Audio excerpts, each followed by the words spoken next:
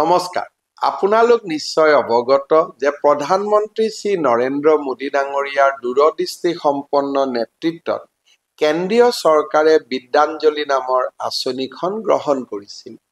এই অভিনৱ আঁচনিখনৰ জৰিয়তে সমাজৰ বিভিন্ন শ্ৰেণীৰ নাগৰিক, অৱসৰপ্ৰাপ্ত বৃত্তিধাৰী, চৰকাৰী বিষয়া, বেচৰকাৰী সংগঠন, সামাজিক সংগঠন আৰু কৰ্পৰেট সামাজিক দায়বদ্ধতা গোটৰ সাহায্যৰে আমাৰ শিক্ষানুষ্ঠানসমূহৰ গুণগত মান উন্নত কৰিবলৈ এক মহৎ লক্ষ্য লোৱা হৈছে।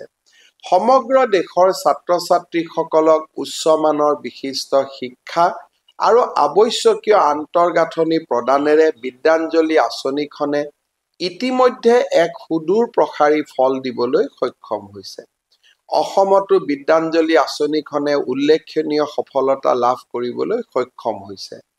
বিদ্যাঞ্জলি আঁচনিৰ পৰ্টেলত ৯৯% চৰকাৰী আৰু প্ৰাদেশিকৃত শিক্ষানুষ্ঠানে পঞ্জীয়ন কৰাৰ লগতে ৫৭,৯০৭ গৰাকী নিষ্ঠাবান স্বেচ্ছাসেৱকে আঁচনিখনত সক্ৰিয়ভাৱে অংশগ্ৰহণ কৰিছে।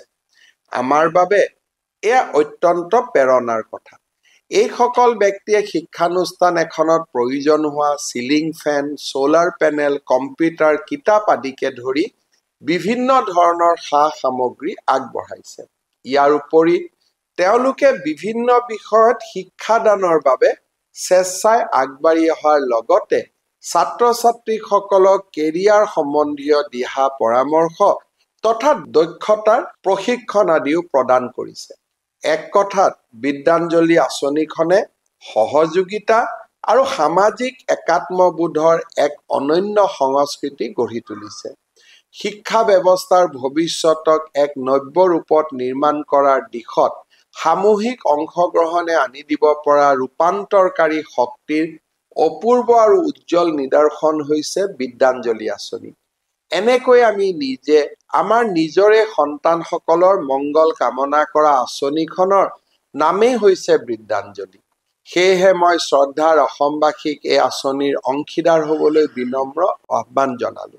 আহক সমাজৰ উজ্জ্বল ভৱিষ্যতৰ হকে আমি সকলোৱে এই আঁচনিখনৰ অধীনত স্বেচ্ছাসেৱক হ'বলৈ আগবাঢ়ি আহোঁ আৰু আমাৰ শিক্ষানুষ্ঠান আৰু ছাত্ৰ-ছাত্ৰীসকলৰ মংগল যাত্ৰাত নিজকে জড়িত কৰোঁ।